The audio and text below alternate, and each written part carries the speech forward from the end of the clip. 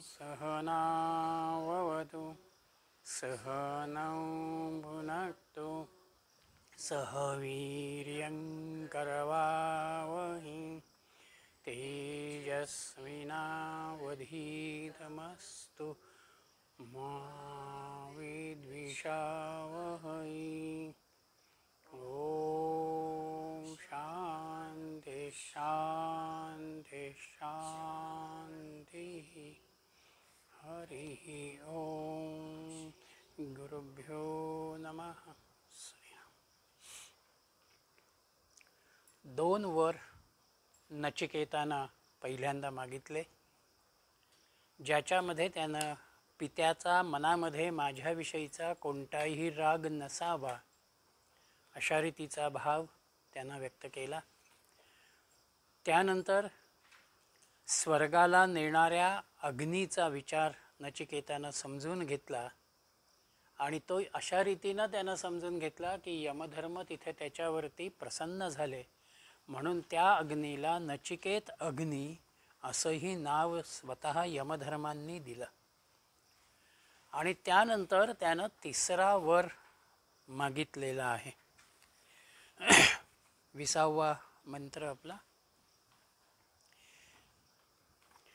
येयं प्रेते विचिकित्सा मनुष्ये स्थित एके नायम अस्ति चैके एतत् विद्याम अनुशिष्टस्त्वया अहम वराणामीश वरस्तृतीयाः. या इयं विचिकित्सा, हा संदेह नेहमीच येतो. मनुष्ये प्रेते अयम अस्ति इति एके. मनुष्य मेल्यावर कोणी म्हणतात तो आहे, च न अस्ति इति एके, तर काही म्हणतात तो नसतो. एतत् विद्याम त्वया अहम अनुशिष्टाः. तुमच्याकडून शिकून मी हे जाणून घेऊ इच्छितो. वराणाम एषः तृतीयाः वराः.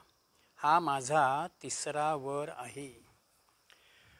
मनुष्य मेल्यानंतर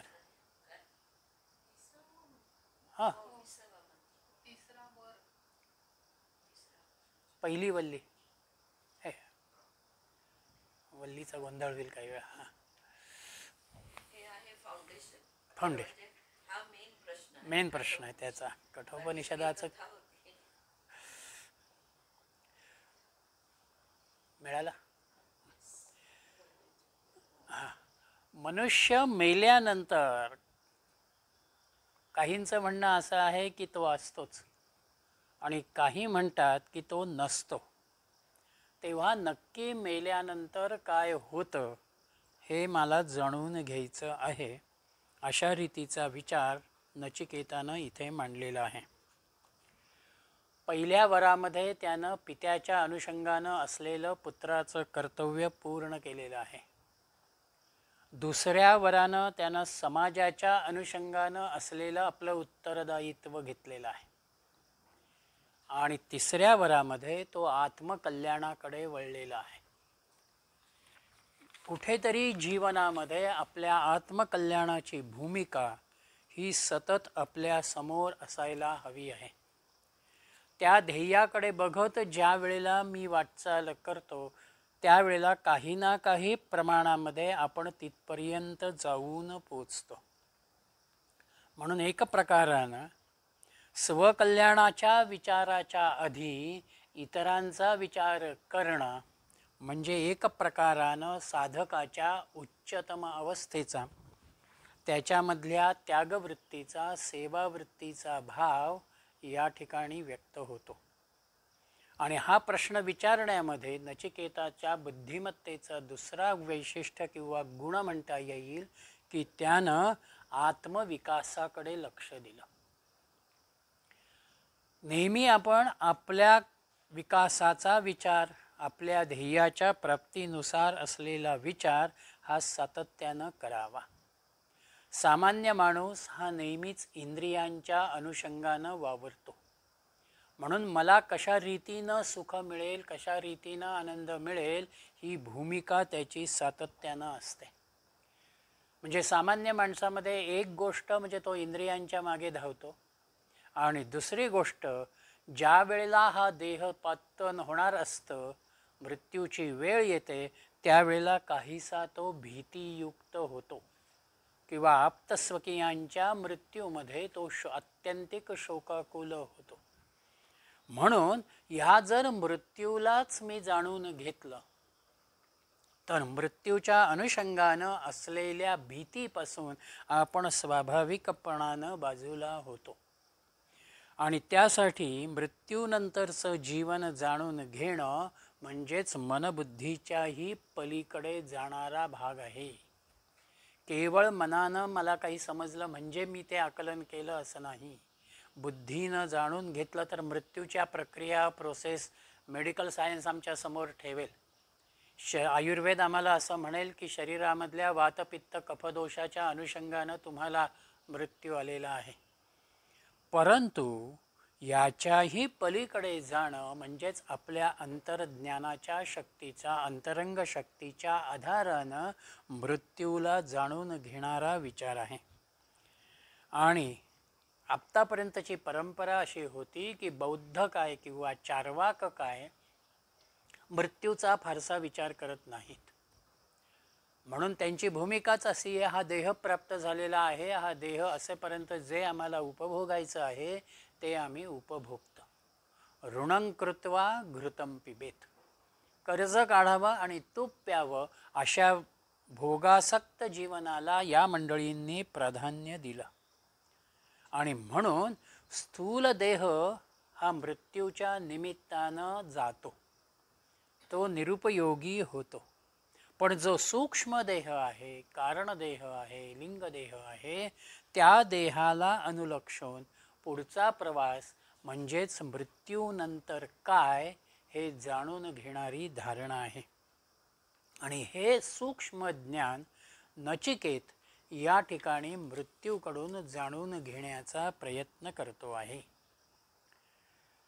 ज्या वेळेला मला हे मृत्यूचं ज्ञान जाणून घ्यायचं आहे असं नचिकेतानं म्हटलं, त्यावेळेला त्याला ते खरोखरच जाणून घ्यायचं आहे का हा विचार यमधर्मानं केलेला आहे का केवळ तो आपलं विचारायचं आहे म्हणून विचारतो आहे. म्हणून 21व्या श्लोकामध्ये यमधर्मांनी त्याला सुरुवातीला बाजूला करण्याचा प्रयत्न केलेला आहे त्याच्या या विचारांपासून. देवैरत्रापि विचिकित्सितं पुरा नहि सुविज्ञेयम् अणुरेश धर्मः अन्यं वरं नचिकेतो वृणीष्व मामोपरत्सैरति मा सृजैनम्. देवैः अपि अत्र पुरा विचिकित्सतम्. प्राचीन काळी देवांना सुद्धा याच्या संदर्भामध्ये संदेह निर्माण झालेला होता. नहि अयम सुविज्ञेयम, मृत्यूनंतरचं सगळं स्वरूप समजून घेणं, मृत्यू समजून घेणं हे खरोखर समजायला फार सुलभ नाही, सोपं नाही. अणुः एषः धर्मः, हे अत्यंत सूक्ष्म तत्व आहे. आणि म्हणून हे नचिकेता अन्यं वरं वृणीष्व, तू दुसरा कोणताही वर माग, मामा उपरोत्सिती, मला या बाबतीमध्ये आग्रह करू नको. एनं मा आतिसृज, हा वर तू माझ्यासाठी सोड. या वराचा आग्रह, मृत्यूनंतरच्या जीवनाचा आग्रह हा तू सोडून दे. याच्यापेक्षा तुला अन्य कोणताही वर मागायचा असेल तर तू माग. कारण देवांनीही या ठिकाणी जाणण्याचा प्रयत्न केला, पण त्यांनाही ते पूर्णपणानं आकलन झालं नाही. म्हणून मृत्यू हा म्हणावा इतका सहज सोपा विषय नाही. एक प्रकारानं यमधर्म इथे त्याची परीक्षा बघत आहेत. आणि त्या परीक्षेमध्ये त्यांनी पहिल्यांदा देवांचा विचार पुढे केला. देव म्हणजे आपण बघतो की ती प्रकाशमान असलेलं अस्तित्व. दिवधातूपासून देव शब्द तयार झाला की जिथे प्रकाशमानता येते. म्हणून स्वर्गात राहणारे सगळे हे देव म्हणजेच एक प्रकारानं प्रकाशमान व्यक्तित्व, दिव्य पुरुष, बौद्धिक आणि मानसिक क्षमतेनं परिपूर्ण असलेलं व्यक्तिमत्व किंवा ज्यांचं आयुर्मान विलक्षण अधिक अशा स्वरूपाचं आहे असे देव. त्या देवांनाही हा मृत्यू आकलन होऊ शकलेला नाही. त्यांनी त्या दृष्टीनं जाणण्याचाही प्रयत्न त्या ठिकाणी केलेला नाही. आणि म्हणून तू हे सोडून दे, तू याचा विचार फारसा करू नकोस, मी तुला दुसरा वर मागायला परवानगी देतो, तू त्या अनुषंगानं अजूनही ते माग. खरोखर अध्यात्मज्ञान जे आहे, परमार्थ ज्ञान जे आहे ते एक प्रकारानं शब्दांच्या पलीकडे आहे. तिथे तर्काचा विचार येत नाही. तर्कातीत अवस्था, श्रद्धेची अवस्था, तो प्रांत त्या ठिकाणी येतो. आणि अध्यात्मज्ञानामध्ये अनुभवजन्यता ही अत्यंत महत्त्वाची आहे. म्हणून हे सगळं समजण्यासाठी एक प्रकारानं आपल्याला अवघड आहे अशी अनेक वेळेला आपली भावना होते. पण नचिकेता मुळातच एक परिपक्व विद्यार्थी ज्याला म्हणावा त्या भूमिकेमधला तो आहे. आणि म्हणून 22व्या मंत्रामध्ये त्यानं यमधर्मांना असं म्हटलेलं आहे, देवैरत्रापि विचिकित्सितं किल त्वं च मृत्यो यन्य सुविज्ञेयमात्थ वक्ता चास्य त्वां अन्यो न लभ्यो नान्यो वरस्तुल्य एवस्य कश्चित. नचिकेत असं म्हणतो आहे यमधर्मांना, देवही अत्र अपि विचिकित्सितं किल. या विषयाच्या मध्ये देवांना सुद्धा खरोखर जर संशय आलेला होता तर यत च न सुविज्ञेयम, आणि हे समजण्याला सोपे नाही असं जर आपण म्हणता, त्वम आत्थ, तुम्ही जर हे असं म्हणत असाल तर हे मृत्यो अस्य च वक्ता त्वादृक् न अन्यः लभ्यः, मग तुमच्याशिवाय समजावून सांगणारा अन्य वक्ता या ठिकाणी कोणीही सापडणार नाही. न अन्य कश्चित एतस्य तुल्यः वराः, म्हणून तुमच्यापेक्षा अन्य कोणी ज्ञानी नाही, अन्य कोणीही हा दुसरा वर मी मागू शकत नाही. त्यानं यमधर्मांनी त्याला वेगळा वर माग आणि मृत्यूचं तत्वचिंतन अवघड आहे असं म्हटलं तरीसुद्धा त्यानं आपली भूमिका इथे सोडलेली नाही. जर ते अवघड असेल आणि देवांनाही समजलेलं नसेल तर मग तुमच्याशिवाय अन्य कोणीही ते समजावून देणार नाही, अशा रीतीचा युक्तिवाद इथे नचिकेत करतो आहे. आपण ज्याला गुरुतुल्यता देतो आहोत त्या गुरूंच्या अनुषंगानं श्रेष्ठत्वाचा भाव हा आपल्यामध्ये सातत्यानं असावा. म्हणून यमाच्या प्रलोभनांना तो अजिबात बळी पडत नाही.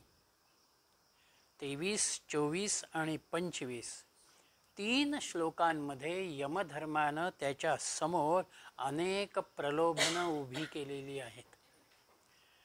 सुरुवातीचं प्रलोभन यमधर्मांचं असं आहे, शतायुषाः पुत्रपौत्रान् वृणीष्व बहून् पशून् हस्ती हिरण्म अश्वान् भूमेर्महोदायतनं वृणीष्व स्वयंच जीव शरदो यावदिच्छसि. शतायुषाः पुत्रपौत्रान् वृणीष्व, तू शतायुषी व्हावस 100 पुत्र आणि पौत्रांचा वर तू माझ्याकडून मागून घे. बहून पशून हस्ती हिरण्यम अश्वांच वृणीष्व. सर्व तऱ्हेचे पशु, हत्ती, सोने, घोडे हे सगळं मी तुला देतो. भूमेहे महत आयतनम वृणीष्व. या पृथ्वीवरचं साम्राज्य तू माग, तेही मी तुला देतो. किंबहुना यावत जीवितुम इच्छसी तावत स्वयंच शरदाः जीवाः. जितकी वर्षे तुला जिवंत राहावंसं वाटेल तितकं दीर्घायुषी जीवन मी तुला देतो आहे. एक प्रकारानं शिष्यामधला उत्साह कसा आहे, त्याची मानसिक आणि बौद्धिक धारणा कोणती आहे हे बघण्याचा प्रयत्न यमधर्म या ठिकाणी करतात. आणि त्या अनुषंगानं, शिक्षणाच्या अनुषंगानं, ज्ञानाच्या अनुषंगानं आपण कसं असायला हवंय, तर आपली वृत्ती शुद्ध असायला हवी, ती परिपूर्ण असायला हवी आणि त्याच्यामधूनच ज्ञानसंपन्नता आपल्यामध्ये पूर्णत्वानं यावी. आणि ज्या वेळेला अशी ज्ञानसंपन्नता येते तेव्हाच कार्यक्षमतेच्या सर्वोच्च उंचीवरती आपण जातो. नचिकेत या अनुषंगानं आहे. आजवरच्या संस्कारानं त्यानं ग्रहण केलेल्या ज्ञानामधनं तो अत्यंत शुद्ध परिपूर्ण वृत्तीमध्ये आहे. बुद्धी त्याची त्या अनुषंगानं आहे. आणि म्हणून जे सर्वोच्च आहे ते आपल्याला जाणून घ्यायचं आहे, ही त्याची भूमिका आहे. आणि त्याचबरोबर मनामध्ये हाही एक भाव आहे की मी तुला यमधर्माला दिलेला आहे असं आपला पिता म्हणालेला होता. तेव्हा जर यमधर्माला मला दिलेलं असेल तर त्या यमधर्माकडलं माझं कार्य, त्या यमधर्माचं स्वरूप हेही मला पूर्ण जाणून घेता आलं पाहिजे. म्हणून इथे जरी यमधर्म त्याला असं म्हणत असले की तू शतायुषी पुत्र माग, पुत्रपौत्रांचा विचार कर, सर्व तऱ्हेच्या पशुपणाचा विचार तू कर, तरीसुद्धा ह्या सगळ्यांना अनुलक्षून शेवटी दीर्घायुष्य असायला हवं. मी माझी नातवंड, पतवंड, खापर पतवंड जर बघायची असेल तर तेवढं आयुष्यही मला प्राप्त व्हायला हवं. म्हणून शेवटी त्यांनी म्हटलेलं आहे की यावत जीवितुम इच्छसी. जिथपर्यंत तुला जगावंसं वाटतं तिथपर्यंत तू जगावंस, ते आयुष्य तुला मिळावं अशा रीतीचा सुद्धा वर मी या ठिकाणी देतो. जर माणसाचं आयुष्य अल्पकालीन असेल तर तो अशा रीतीचे सगळे उपभोग व्यवस्थित उपभोगू शकणार नाही. म्हणून जे जे उपभोग आज भूतलावरती उपलब्ध आहेत ते जर सगळे उपभोगायचे असतील तर त्या ठिकाणी उत्तम दीर्घायू जीवनाची अपेक्षा आहे. आणि म्हणून यमधर्मांनी त्याला इथे कुटुंब विस्ताराच्या अनुषंगानंही पुत्रपौत्रादींचा विचार मांडला. समाजामध्ये एक प्रकारचं आपली स्टेटस तयार व्हावा, आपलं एक वैशिष्ट्य निर्माण व्हावं या दृष्टीनं पशुधन त्या काळामध्ये महत्त्वाचं होतं. म्हणून त्या पशुधनाचा विचार केला, सोन्याचा विचार केला, हत्तीचा विचार केला. किंबहुना साम्राज्यही तू माग पृथ्वीचं. म्हणजेच एक प्रकारानं सर्वश्रेष्ठ अशा रीतीच्या जीवनाचा विचार हा यमधर्मांनी त्याच्या समोर ठेवलेला आहे. पुन्हा ते असं म्हणालेले आहेत 24व्या मंत्रात, एतत्तुल्यं यदि मन्यसे वरम वृणीष्व वित्तं चिरजीविकांच महाभूमी नचिकेतस्वमेधी कामानां त्वां कामभाजं करोमि. एतत्तुल्यं यदि वरम मन्यसे तम, आणि पुढे म्हणालेत वृणीष्व. याच्या इतकाच मोलाचा महत्त्वाचा अन्य वर तुला वाटत असेल तर तू याच्याही पेक्षा अजून वेगळा उत्तम वर माग. वित्तम चिरजीविकाम च, तुला धन आणि आयुष्यही तू मागू शकतोस. महाभूमौ त्वम एधी विशाल पृथ्वीचंही तू राज्य नचिकेता कर. त्वाम कामानाम काममाजम करोमी. तुला दैवी तसेच मानुषिक कामनांचा भोगता मी करतो. दैवी आणि मानवी जीवनातले स्वर्गाचेही उपभोग तुला मिळतील आणि या पृथ्वी तलावरचेही तुला उपभोग मिळतील अशा रीतीचा सुद्धा भाव मी तुला द्यायला तयार आहे. एक प्रकारानं नचिकेताचं पूर्ण निरीक्षण यमधर्म या ठिकाणी करत आहेत. 23व्या मंत्रामध्ये कामनांचा जो विचार मांडला त्याच कामनांना पूरक असलेल्या या कामना या ठिकाणी आहेत. पृथ्वीचं साम्राज्य, धनाची अपेक्षा, आयुष्याचा विचार, किंबहुना स्वर्गातल्याही सुखोपभोगांचा विचार, सगळ्या कामना त्यांनी नचिकेताच्या समोर ठेवलेल्या आहेत. पण ह्या सगळ्यांचा परिणाम नचिकेतावरती अजिबात होत नाही.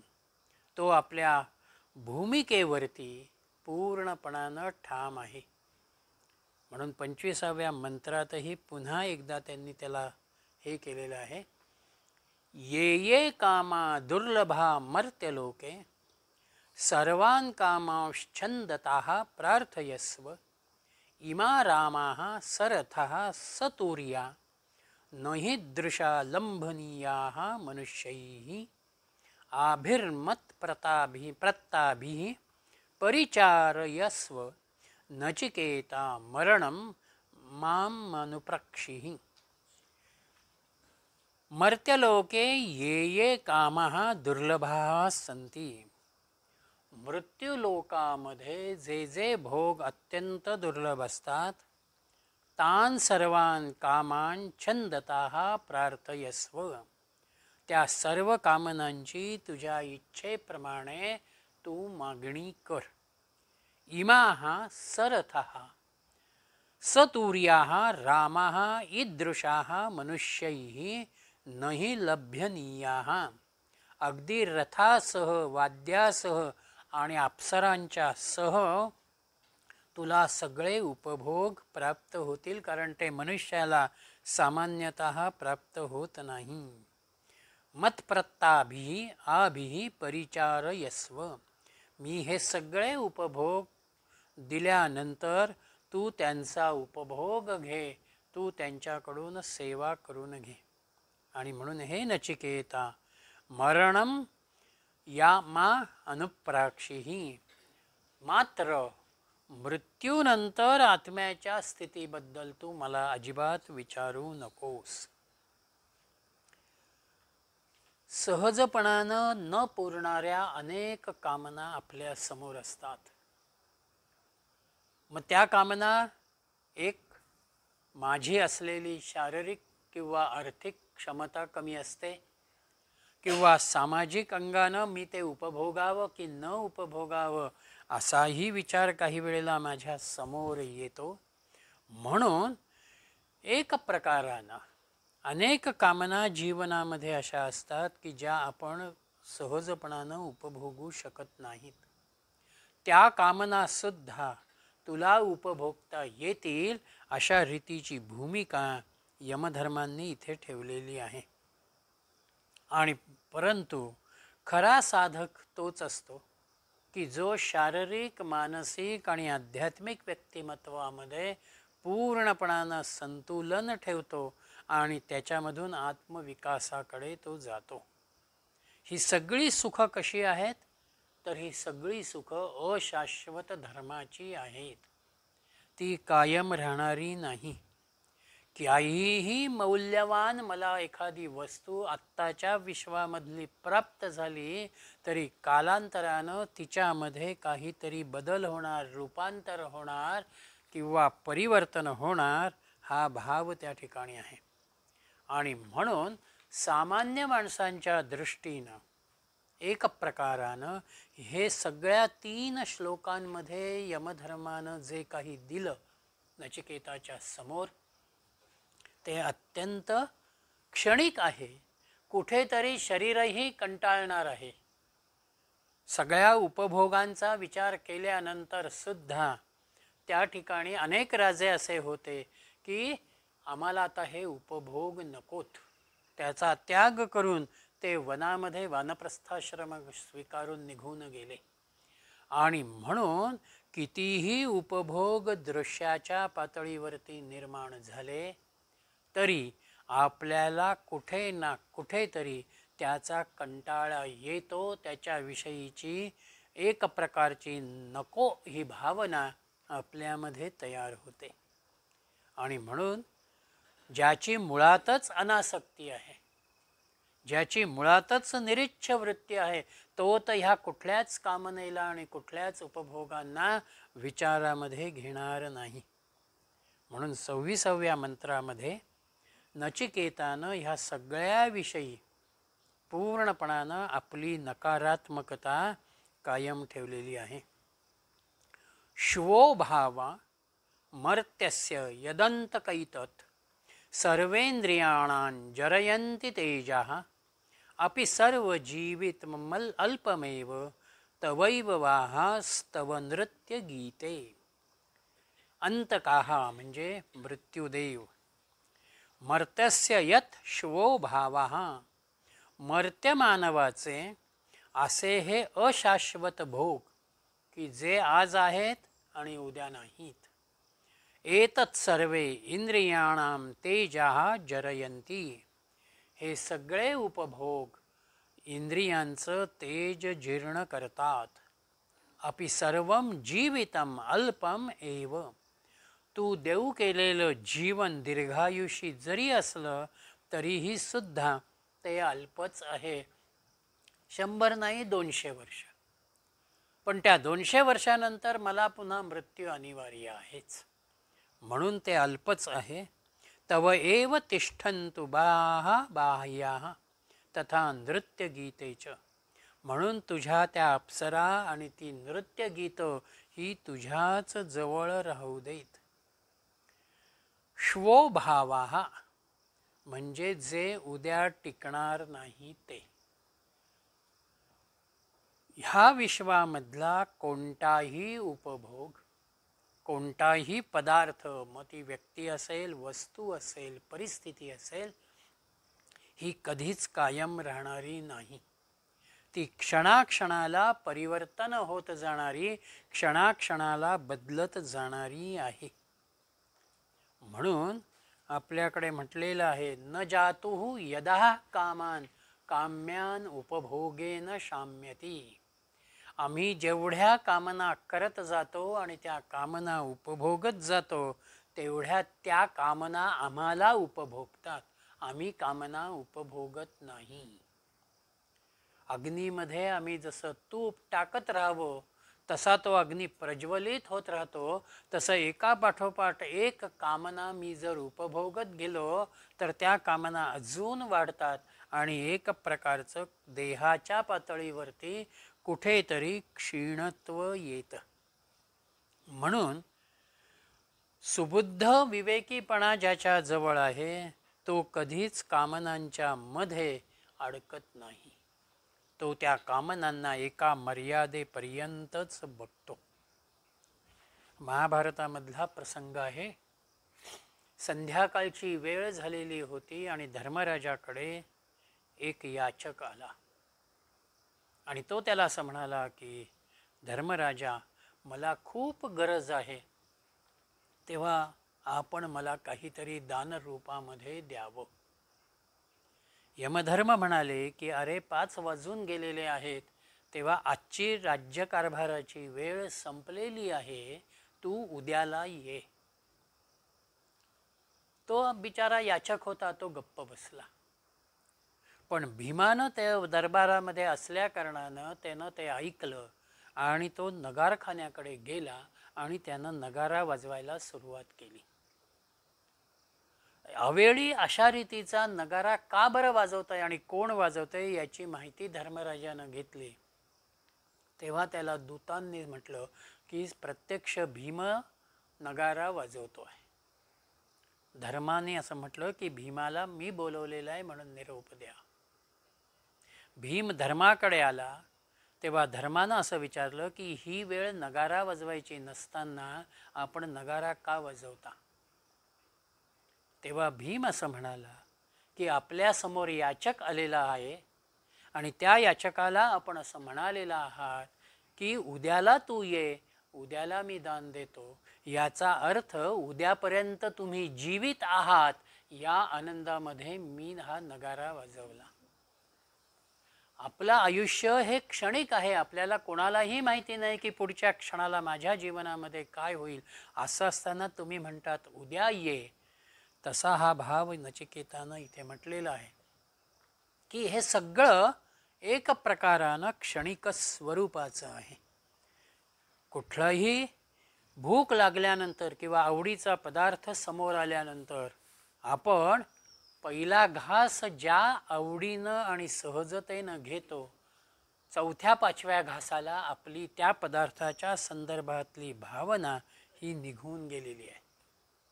आणि म्हणून मृत्यू पदार्थाच्या अनुषंगानं असलेला त्याचा नाशिवंतपणाचा धर्म हा या विश्वामध्ये कायम आहे. म्हणून सर्वेंद्रियाणाम जरयंती तेजाः महत्त्वाचं सूत्र त्यानं या ठिकाणी दिलेलं आहे. आम्हीही आमच्या जीवनाकडे उपभोगांच्याकडे बघत असताना कसं बघायला हवं आहे, तर आपल्या इंद्रियांची जरयंती तेजाः आपल्यातलं तेज, आपल्या इंद्रियांची असलेली ताकद शक्ती हे उपभोग कमी करत नेतात. म्हणून कोणताही उपभोग घेत असताना आपल्यामध्ये संयम असायला हवा. आणि त्याचबरोबर काही एका टप्प्यावरती त्या पदार्थाच्या व्यक्तीविषयीची अनासक्तीची भावनाही आपल्यामध्ये बसायला हवी. आणि म्हणून नचिकेत या ठिकाणी आत्मसाक्षात्काराच्या अनुषंगानं आलेला आहे. तो आत्म्याचं तत्वचिंतन समजून घ्यायला आलेला आहे. आणि म्हणून तो या ठिकाणी यमधर्मांनी जी जी प्रलोभनं दाखवलेली आहेत ती सगळीच प्रलोभनं तो नाकारतो आहे. 27व्या मंत्रामध्ये तो असं म्हणतो, न वित्तेन तर्पणीयो मनुष्यो लप्स्यामहे वित्तम द्राक्ष्म चेत्वा जीविष्म्याश्मो याव दिशेष्यसि त्वं वरस्तु मे वर्णीयाः स एव. न वित्तेन तर्पणीयाः मनुष्याः. मनुष्य काही धनाने संतुष्ट होत नाही. लप्स्यामहे वित्तम त्वाच अद्रक्षाम चेत वित्तम. जरी आम्ही तुला पाहिले तर आम्हाला धनही मिळेल. यावत त्वम इष्यसि तावत वयम जीविष्यामः. जोपर्यंत तुझी सत्ता असेल तोपर्यंत आम्ही जगू. सहा एव वराः तुमे वरणीयः. म्हणून तोच माझा वर म्हणून मागण्यास योग्य आहे. माणूस धनाने कधीही संतुष्ट होत नाही. जेवढी आत्ता मी अपेक्षा करतो त्याच्यापेक्षा अधिक मला प्राप्त व्हावं हा भाव सतत माझ्या समोर आहे. आणि म्हणून धनानं मी संतुष्ट होत नाही. मनानं माझे जे व्यवहार होतात ते मनही कुठल्या एका सुखावरती एका गोष्टीवरती स्थिर झालेलं आहे असंही होत नाही.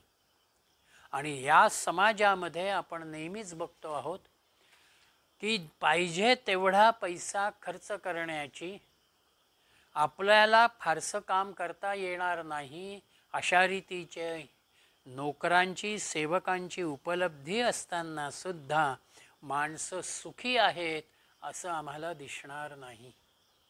म्हणजे पूर्ण पैसा असताना सुद्धा माणसं दुःखी आहेत. किंबहुना अलीकडच्या काळामध्ये आपण बघतो की लक्षाधीश माणूससुद्धा कुठेतरी काहीतरी एखाद्या विचारानं खचून जातो आणि आत्महत्येला प्रवृत्त होतो. म्हणून धन हे आम्हाला सुख देणारं आहे असं नाही. आणि हे धनाचं सुख जोपर्यंत मृत्यू येत नाही तोपर्यंतच मी त्याचा उपभोग घेऊ शकतो. म्हणून मृत्यूनंतरचं जीवन प्राप्त करून घेणं हेच माझ्यासाठी अत्यंत महत्त्वाचं आहे आणि ते तुम्हीच मला देऊ शकाल ही भूमिका नचिकेतानं पुन्हा एकदा ठामपणानं मांडलेली आहे. म्हणून 28व्या मंत्रामध्ये तो असं म्हणतो आहे, ओजिर्यतां श्रुतान अनुपेत्य जीर्यं मर्त्यः क्वाधस्तः प्रजानन अभिध्यायान वर्णरतिप्रमोदान अतिदीर्घे जीविते को रमेत. क्व अधस्थाः जीवन मर्त्याः, खालच्या जगात राहणारा कुठलाही मर्त्य मानव अजिर्यताम अंधृतानाम उपेत्य, जराग्रस्त न होणाऱ्या आणि अमर्त्याच्या जवळ जाऊनही वर्णरतिप्रमोदान प्रजानन अभिध्यायन, सौंदर्य आणि प्रेम यामुळे निर्माण होणाऱ्या सुखाच्या स्वरूपासंबंधी विचार केल्यानंतर अतिदीर्घे जीवितये को रमेत, अतिदीर्घ जीवनामध्ये कोण सुख मानेल. ज्ञानवैभवामध्ये असणारी आपली परिपक्व बुद्धी नेहमीच अधिक चांगल्याचा विचार करते. धनाचं प्रलोभन यमधर्मांनी नचिकेताच्या समोर ठेवलं. त्याच धनाचा दुसरा भाग म्हणजे पशुधनही पूर्णपणानं, हत्ती, घोडे, गोधन तेही त्याच्या समोर ठेवलं. आणि धनाचा तिसरा एक प्रकार म्हणजे भूमीचं साम्राज्य, पृथ्वीचं साम्राज्य. पण हे सगळं जरी असलं तरीसुद्धा याच्यामधून सुखाचा विचार हा खरोखर कायमचा नाही. कारण ज्या धनाचा विचार यमधर्मांनी सातत्यानं मांडला ते धन प्राप्त करत असतानाही आपल्या प्रत्येकाची धडपड आहे. कोणी 12 तास काम करतंय, कोणी 14 तास काम करतंय, कोणी 7 दिवस 365 दिवस सतत काम करत आहे. म्हणजे प्राप्तीसाठीही धडपड आहे, त्याबरोबर पराकाष्ठेचे प्रयत्न त्याच्यामध्ये आहेत. आज मला यावर्षी मला 1 लाखाचा नफा झाला म्हटल्यानंतर पुढल्या वर्षीचं नियोजन करताना तो 2 लाखाचा नफा कसा होईल असं नियोजन मी व्यवसायामध्ये करतो. आणि जे मला प्राप्त होतं ते सांभाळतानाही मला कष्ट आहेत. आणि धन खर्च झालं किंवा चोरीला गेलं तरीही माझ्यामध्ये दुःख निर्माण होतं.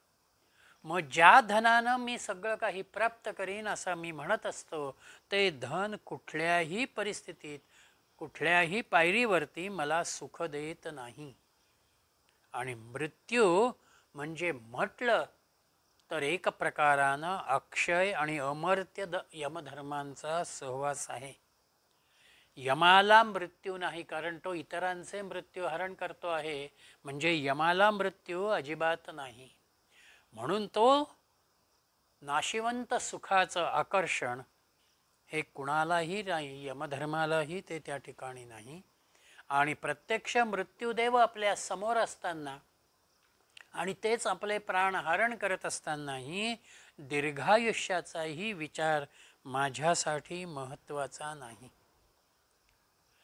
आणि म्हणून इथे नचिकेताची भूमिका ही आहे की कितीही सुखाचे मार्ग माझ्यासमोर उपलब्ध झाले तरीसुद्धा ते जर नाशिवंत धर्माकडे देणारे आहेत, ते मला जीवनात कुठेतरी कंटाळा निर्माण करणारे आहेत, तर दीर्घायुषी जीवनसुद्धा मला नको आहे. आपणही काही वेळेला बघतो आजारपणाचा कंटाळा आल्यानंतर 80-90 वर्षाच्या वयामध्ये सुद्धा ती व्यक्ती म्हणते की मला आता लवकर सोडावं. म्हणजे कुठेतरी आपल्याला प्राप्त असलेल्या जीवनातून बाहेर पडणारी वृत्ती, धारणा ही आपल्यामध्ये येते. आणि म्हणून मृत्यूदेवाच्या समोर मी असणं आणि त्या मृत्यूदेवाचा धर्मच मुळात अक्षय आणि अमर्त्य स्वरूपाचा आहे. म्हणून एक प्रकारानं दिव्यत्वाशी असलेला आपला संपर्क नचिकेताच्या दृष्टीने महत्त्वाचा आहे.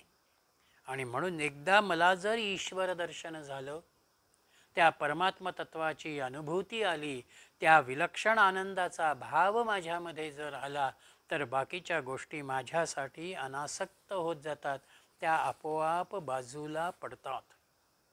आणि म्हणून पुढे त्यानं मृत्यूला असं म्हटलेलं आहे ठामपणानं. 29वा मंत्र. यस्मन इदम विचिकित्सन्ति मृत्यो यत्सांप्रराये महती ब्रूहि नतस्तत् योऽयं वरो गूढमनुप्रविष्टो नान्यं तस्मा नचिकेता वृणीते. यस्मिन इदम विचिकित्सन्ति, ज्या परलोकगत जीवनाच्या संबंधामध्ये अनेकांच्या ठिकाणी तो आहे की नाही असा संदेह निर्माण होतो.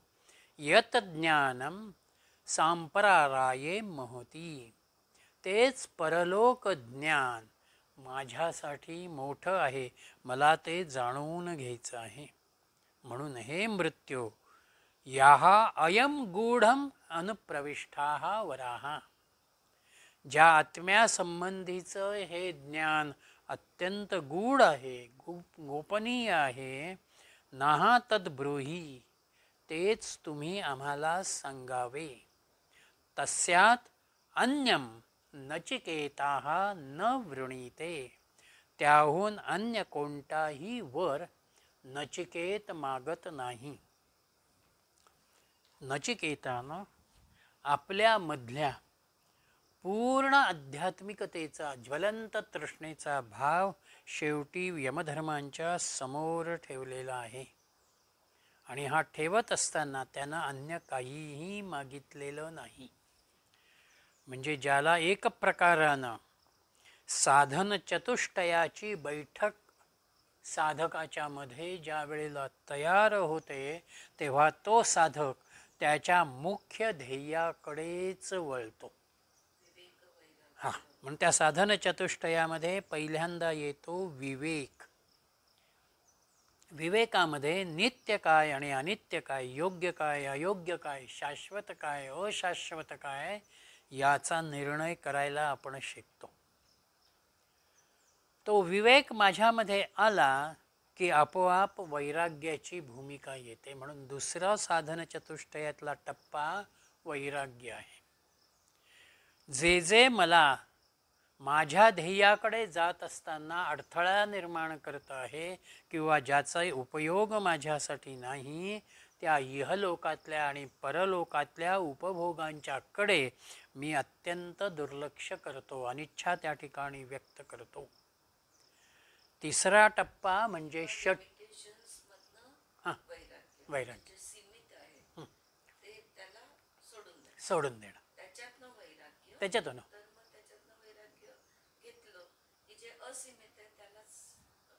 प्रवृत्त होतं. तिसरी पायरी येते ती षट संपत्तीची. त्या षट संपत्तीमध्ये पहिल्यांदा येतो शम, आपल्या मनाची शांती, मनाची स्वस्थ चित्तता. प्रसंग काहीही घडू दे, घटना कोणतीही घडू दे, समोरची व्यक्ती मला काहीही बोलू दे, माझ्या मनामध्ये मी त्याच्या अनुषंगानं कोणतेही तरंग निर्माण करणार नाही, एवढी मनाची ताकद, तो भाव मला निर्माण करता आला पाहिजे. त्यानंतर आहे दम, ज्याच्यामध्ये कर्मेंद्रियांचं आत्मसंयम आणि ज्ञानेंद्रियांचं नियंत्रण हा भाव येतो. काय बघावं, किती बघावं, हा विचार ज्ञानेंद्रियांच्या कर्मेंद्रियांच्या अनुषंगानं इंद्रिय निग्रहामध्ये येतो. षट संपत्तीतली तिसरी संपत्ती म्हणजे उपरती. जोपर्यंत आपलं मन दृश्यामध्ये गुंतून पडणार आहे किंवा अपेक्षांमध्ये, संकल्पामध्ये गुंतून पडणार आहे, तोपर्यंत आपण शांत होणार नाही. म्हणून आपल्याला जर शांत व्हायचं असेल तर ऐहिकातलं लक्ष बहिर्मुखतेचा भाग कमी करत आपण हळूहळू अंतर्मुख व्हावं, आपल्याच आत्मानंदाकडे आपण वळावं. त्या मनाला ध्यानाच्या द्वारा शांत करण्याचा, स्थिर करण्याचा प्रयत्न करणं. त्यानंतर येते तितिक्षा. तितिक्षा म्हणजे अत्यंतिक सहनशीलता. आणि जे जे आपल्यासमोर येतं आहे त्याच्याशी जुळवून घेणं, ॲडजस्टमेंट करणं, हा भाग तितिक्षेमध्ये आहे. श्रद्धेचा विचार आपण यापूर्वीही केलेला आहे की गुरुवचनावरती, शास्त्रवचनावरती आपले असलेला श्रद्धेचा भाग, विश्वास, आणि त्यानंतर मानसिक समतोलाचा, समाधानाचा भाग. जे जे मला मिळालेलं आहे ते माझ्यासाठी उत्तम आहे, या समाधानामध्ये, समचित्तत्वामध्ये मी राहायचं आहे. हे षट संपत्ती. आणि चौथं साधन चतुष्टय म्हणजे मुमुक्षुत्व. निरंतर त्या सत्यतत्वाचं असलेलं चिंतन, त्याचा असलेला पाठपुरावा हा माझ्या मनामध्ये मी सतत करत राहणं, तो चिंतनाच्या पातळीवरती सतत माझ्या समोर असणं, ही मुमुक्षुता माझ्यामध्ये असावी. नचिकेत या साधन चतुष्टयानं पूर्ण संपन्न आहे. म्हणून तो विवेक आणि वैराग्याच्या द्वारा, षटसंपत्तीच्या द्वारा या सगळ्या यमधर्मानं देऊ केलेल्या सगळ्या गोष्टी तो त्या ठिकाणी नाकारतो आहे. आणि आपल्यातलं मुमुक्षुत्व की मला हे समजूनच घ्यायचं आहे, ते ठाम भूमिका तो या ठिकाणी ठेवतो आहे. या साधन चतुष्टयाचा विवेक चूडामणीमध्ये शंकराचार्यांनी श्लोक क्रमांक 18 ते 30 अत्यंत विस्तारानं विचार केलेला आहे. प्रत्येक चतुष्टय, प्रत्येक पायरी त्यांनी पूर्णपणानं त्या ठिकाणी उलगडलेली आहे, ती सुस्पष्ट त्या ठिकाणी केलेली आहे. श्लोक नंबर 18 ते 30 विवेक चूडामणी.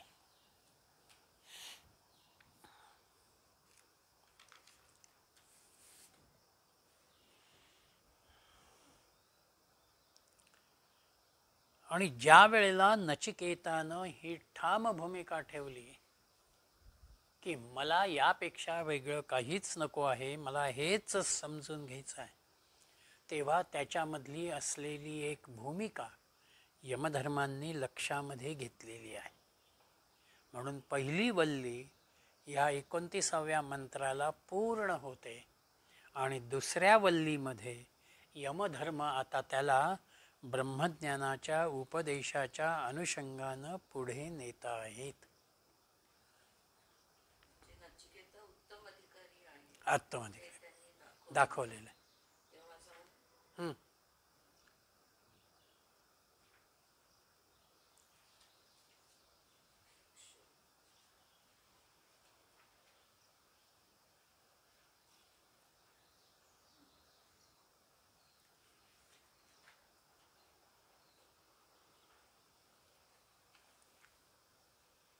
पहिल्या मंत्रामध्ये जायचंय पुढे.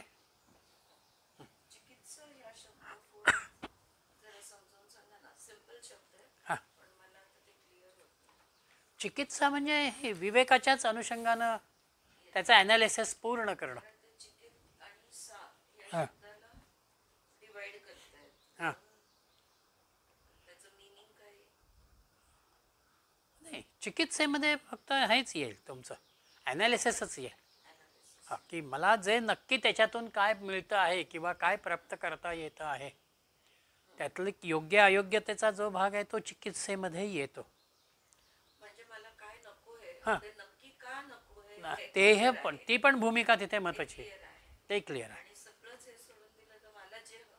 ते आपोआप ते समोर येतं.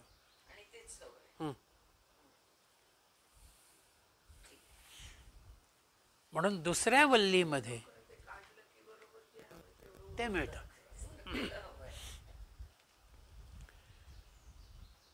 जीवनाचा दृष्टिकोन कसा असावा इथून यमधर्मांनी त्याला सुरुवात केलेली आहे. म्हणून दुसऱ्या वल्लीमधला पहिला मंत्र आहे, अन्यश्रेयो अन्यदुतैव प्रेयस्ते उभे नानार्थे पुरुषं सिनीतः तयोः श्रेयम् आदधानस्य साधु भवति हीयते अर्थाद्य उ प्रेयो वृणीते. यमधर्म त्याला असं म्हणालेले, अन्यत श्रेयाः, एक मार्ग कल्याणाचा आहे, उत एव अन्यत प्रेयाः, आणि दुसरा मार्ग सुखद आहे.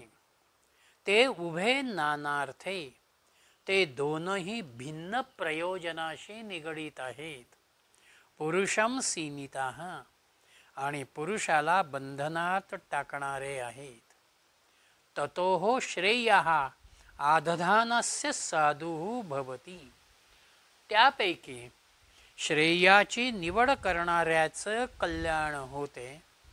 याः उ प्रेयाः वृणीते, जो प्रेयाची निवड करतो सहा अर्थात हीयते, तो सत्याला पारखा होतो. जसं प्रवासाला निघाल्यानंतर एखाद्या टप्प्यावरती आपल्याला दोन मार्ग दिसतात आणि मग आपल्यासमोर प्रश्न येतो की अरे मला जिथे जायचं आहे त्या दृष्टीनं मी उजवीकडे वळावं का डावीकडे वळावं.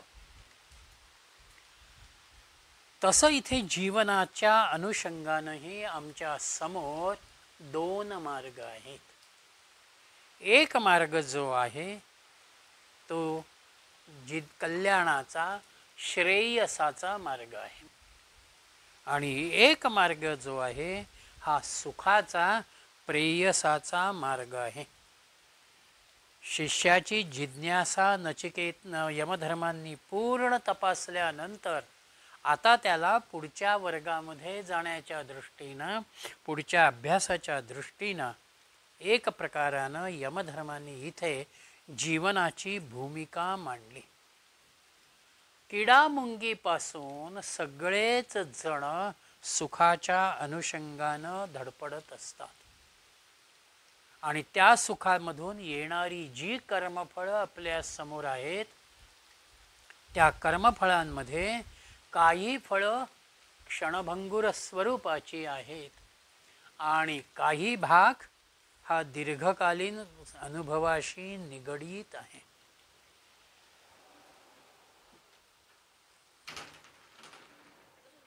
जीवनामध्ये जोपर्यंत आपण सात्विक मार्गानं जात राहतो, सत्वगुणाचा आधार घेतो, त्यावेळेला त्या सत्वगुणांमधून चिरंतन अशा रीतीच्या उत्तम जीवन मूल्यांची आपोआप उभारणी होते. म्हणून माझ्यामधला प्रामाणिकपणा, माझ्यामधलं पावित्र्य, माझ्यातली सचोटी, दया, प्रेम, हे सगळे गुण आपोआप मलाही आंतरिक आनंद देतात, शांती देतात, आणि माझ्या जीवनाला ते उन्नत करतात.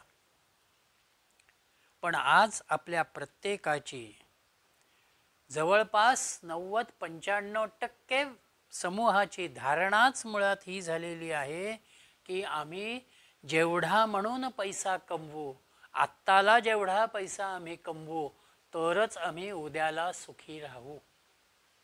म्हणून पैशाच्या मागे धावणारी प्रवृत्ती आपल्यामध्ये आहे.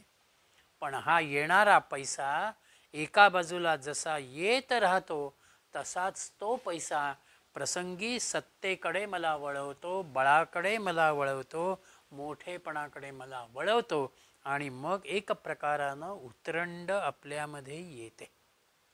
म्हणून प्रेयसाचा मार्ग हा केवळ उपभोगाचा मार्ग आहे. येनकेन प्रकारेण पंचविषयांच्या मधून माझी ज्ञानेंद्रिय आणि कर्मेंद्रिय जेवढं म्हणून सुख उपभोगण्याचा प्रयत्न करतील तेवढं मी सुखोपभोग घेत राहणं हा भाग प्रेयसाचा आहे. पण मघाशीच आपण बघितलं तसं की जेवढे म्हणून आपण सुखोपभोग घेत जातो तेवढं आपलं शरीर क्षीण होत जातं. म्हणजे एक प्रकारानं मला हे सुखकारक होत नाही. आत्ताला सुखकारक वाटलं तरी उद्यासाठी मात्र ते माझं नुकसान करणारं असतं. आणि यामुळेच जीवनातल्या उच्चतम आनंदापासून मी बाजूला होतो. माझ्यासाठी ते फारसं सुखकारक होत नाही. पण श्रेयसामध्ये मी एक प्रकारानं अधिक चांगलं वागण्याचा, पुण्यकर्म करण्याचा प्रयत्न करत राहतो आणि त्यामधून माझ्यासाठी हितकारक जे आहे ते हितकारक मी आत्मसात करत जातो. श्रेष्ठपणाचा, उत्तम जीवनाचा, समाधानी जीवनाचा विचार हा माझ्यामध्ये येतो. पण या ठिकाणी यमधर्मांनी ही भूमिका स्पष्ट केलेली आहे. उभे नानार्थे पुरुषम सीमिताः. जरीही श्रेयस आणि प्रेयस हे दोनही मार्ग असले तरीही सुद्धा ते काहीसे बंधनाला कारण होतात. कारण पुण्यकर्म करत जाणारा, चांगलं राहणाराही कुठेतरी मी खूप पुण्य करतो आहे अशा अहमभावामध्ये राहतो. मग माझा एवढा गौरव समाजानं केला पाहिजे, माझं अमुक ठिकाणी नाव लागलं पाहिजे, माझे फोटो लागले पाहिजेत, ही भावना ही श्रेयसाच्या अनुषंगानं जात असतानाही आपल्यामध्ये निर्माण होते. म्हणून पुण्यकर्मानं फार तर आम्ही स्वर्गापर्यंत जाऊ, पण त्या स्वर्गामधून सुद्धा पुण्य संपल्यानंतर आम्ही पुन्हा मृत्यूलोकामध्येच येणार आहोत. म्हणून एका टप्प्यापर्यंत श्रेयसाचा मार्ग आणि प्रेयसाचा मार्गही आपल्याला बंधनकारक होतात. आणि म्हणून योग्य अशा पद्धतीनं माझ्या विचारांची, माझ्या चिंतनाची बैठक मी स्वीकारत अधिक चांगल्या श्रेयसाकडे वळण्याचा मला प्रयत्न करायचा आहे. म्हणून दुसरा मंत्र येतो, श्रेयश्च प्रेयश्च मनुष्यमेतत् स्तौ संपरिरित्य विनिविनिमत्त धीरः श्रेयो हि धीरा अभिप्रेयसो वृणीते प्रेयो मंदो योगक्षेमात् वृणीते. मनुष्यम एतः श्रेयः च प्रेयः च. श्रेय आणि प्रेय हे दोन्हीही मानवाला प्राप्त होतात. तौ संप्रेरित्य धीरः विनिक्ती. त्या दोहोंची पारख करून विद्वान ज्ञानी त्यांना वेगळे करतो. धीरः प्रेयसः अभिश्रेयः वृणीते. अत्यंत धैर्यवान पुरुष प्रेयसापेक्षा श्रेयसाची निवड करतो. मंदाः योगक्षेमात प्रेयः वृणीते. मंदबुद्धीचा माणूस आसक्ती आणि लोभामुळे प्रेयाची निवड करतो.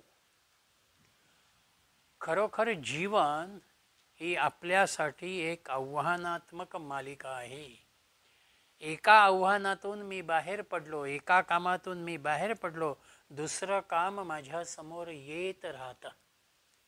आणि म्हणून to be or not to be हा संघर्ष आपल्या जीवनामध्ये सातत्यानं आहे. म्हणून जिथे प्रलोभनं येतात, जिथे माझ्यासमोर हे घ्यावं का ते घ्यावं अशा रीतीचा प्रश्न निर्माण होतो, त्यावेळेला बुद्धी आणि विवेकाचं जागरण, ती भूमिका आपल्यासाठी महत्त्वाची आहे. प्रेयसाचा धर्म काय आहे? तर प्रेयसाचा धर्म सुखाकडे नेणारा आहे. आणि तो सुखाकडे नेत असताना तो क्षणभंगुरत्वाचा, नाशिवंतपणाचा बदलणारा धर्म माझ्या समोर ठेवतो. आणि ज्या वेळेला मला अपेक्षित असलेलं सुख हे प्राप्त होत नाही, त्यावेळेला मी विकारांच्या अधीन होतो.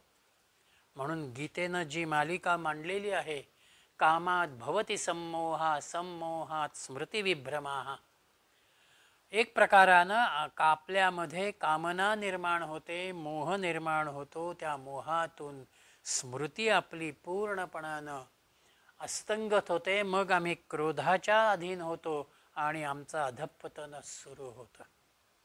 म्हणून सुखाच्या मागे लागणारा माणूस हा सुखातही फार काळ राहत नाही आणि विकारांना आपल्या जवळ करत आपल्या जीवनाला काहीसा तो बिघडवतो. म्हणून इथे प्रेयसात एक प्रकारचा हव्यास आहे, लालसा आहे आणि अविवेकीपणाचा विचार आहे. आणि म्हणून एक जीवनामध्ये मला नक्की काय हवं आहे, तर प्रेयसाच्या पेक्षा सुद्धा श्रेयसाचा विचार हा माझ्यासाठी महत्त्वाचा आहे. एक प्रकारानं पुरुषार्थयुक्त जीवनाची भूमिका यमधर्म नचिकेताच्या समोर या 2 मंत्रांच्या मधून ठेवत आहेत. सत्प्रवृत्ती आणि दुष्प्रवृत्ती ही आपल्या प्रत्येकामध्ये आहे. ज्या वेळेला दुष्प्रवृत्ती अधिक बलवान होते तेव्हा मी अयोग्य कर्माकडे वळतो. जेव्हा सत्प्रवृत्ती बलवान होते तेव्हा मी सत्कर्माकडे येतो. आणि म्हणून मनाच्या अनुषंगानं हा जो विचार आहे, हा विचार जर मी समजून घेतला तर समर्थ म्हणाले त्याप्रमाणे देह परमार्थी लाविले तरीच याचे सार्थक झाले. आम्ही जर प्रपंचालाच देहामध्ये गुंतवून ठेवलं तर आम्ही आला आला प्राणीजन्मासी आला, गेला गेला सर्व सोडून गेला या भूमिकेमध्ये राहू. पण परमार्थामध्ये तो लावला तर आत्म्याच्या चिंतनाकडे, खऱ्या आनंदाकडे आपण जाऊ. म्हणून देह आहे तो मी धारण केलेला आहे, त्या देहाला अनुलक्षून मी प्रपंच निर्माण केलेला आहे. म्हणून तिथे मला प्रेयस हवं, सुखाचा विचार करावा, त्याचा प्रयत्न मी करावा. पण त्याला कुठेतरी एक विवेकाची आणि विचारांची मर्यादा हवी. म्हणून इंद्रिय सुखापेक्षा सुद्धा ज्ञान श्रेष्ठ आहे आणि त्या ज्ञानामध्ये आत्मज्ञान अजून श्रेष्ठ आहे. म्हणून श्रेयस घ्यावं का प्रेयस घ्यावं या द्वंद्वाचा विचार आपल्याकडे अनादी काळापासून आहे. म्हणजे आपल्याकडे फ्री विल आहे, फ्री विल आहे, आपल्याकडे चॉईस आहे. चॉईस आहे. मनुष्य एक आहे जो चूज करू शकतो की त्याला काय पाहिजे. प्राणी जीवनाला श्रेयसाचा विचार नाही, इन्स्टिंक्टिव्ह लाईफ, म्हणून तिथे द्वंद्वाचा विचार येत नाही. आणि संत आत्मानंदाकडे वळल्या कारणानं त्यांच्यामध्ये प्रेयसाचा भाव नाही. ते श्रेयसाला आत्मसात केलेलं आहे म्हणून तिथे द्वंद्व नाही. आपण सामान्य माणसं श्रेयसामध्ये आणि प्रेयसामध्ये गुंतून पडतो. मी नक्की काय घ्यावं, किती घ्यावं हा द्वंद्वाचा भाग नेहमीच आपल्या समोर येतो.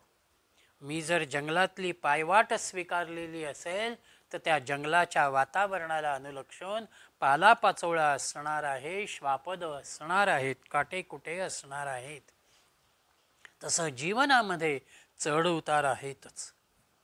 परंतु त्यातही प्रेयस कुठपर्यंत विचारात घ्यावं आणि त्या प्रेयसाचा विचार केल्यानंतर श्रेयसाला मी कसं प्राप्त करून घ्यावं ही माझ्यामधली विवेचक बुद्धी आहे.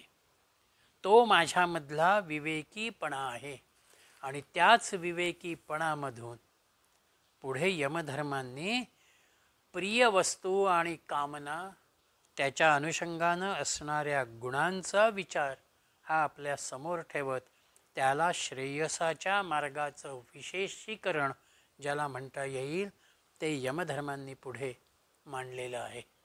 म्हणून त्या दुसऱ्या वल्लीतल्या 3ऱ्या मंत्रापासून आपण उद्याला बघूया. भगवद्गीतेमध्ये इथे म्हणतात की योगक्षेम, हा, प्रारब्ध आणि पत्रम पुष्पम फलम तोयम, ह्याचा रेफरन्स इकडे दिलेला आहे.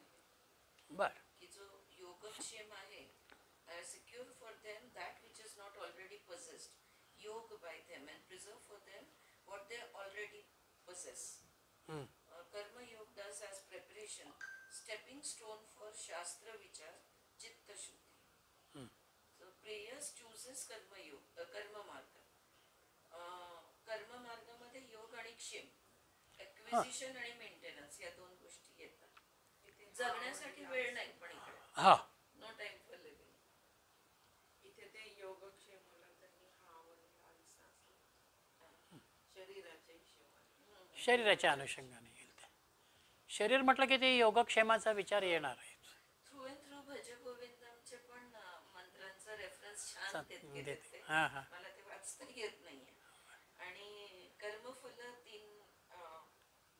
मध्ये तीन काय म्हणणार नेगेटिव्ह पॉइंट्स आहेत. हां दुःख मिश्रतत्वम, हां अतृप्ती करत्वम हां. आणि बंधकत्वम. बंधकत्वम म्हणजे दुःख, अतृप्ती आणि बंधन हा, दुःख अतृप्ती आणि बंधन हे कर्मामधनं तीन येतात. गोष्टी येतातच. हे नेगेटिव्ह आहेत आणि म्हणून नको. नको. मला आठवतंय हरिहंतला तुम्ही एकदा आलेला हां आणि फक्त हे दोन मार्ग श्रेयस आणि प्रेयस ह्याच्यावर तुम्ही प्रवचन दिलेलं सगळे नोट्स आहेत ते अच्छा. तेव्हाच्या माझ्याकडे. खूप छान झालं. तेव्हापासून मला ही क्युरिओसिटी झाली की नक्की श्रेयस आणि प्रेयस कुठे येतं आणि कसं येतं. छान मस्त. सत्प्रवृत्ती आणि दुष्प्रवृत्ती.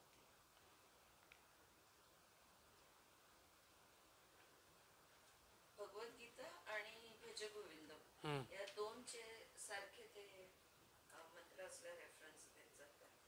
भज गोविंदमचं बघायला लागेल कधीतरी कसं. आणि दोन मार्गामध्ये हे वेदपूर्व आणि हे वेदांत हं.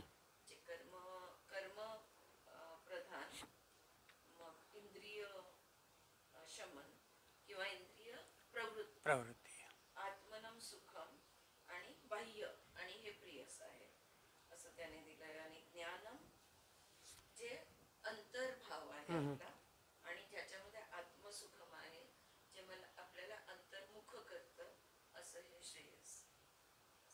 जस्ट तुम्ही ऑलरेडी ते सगळं सांगितलं.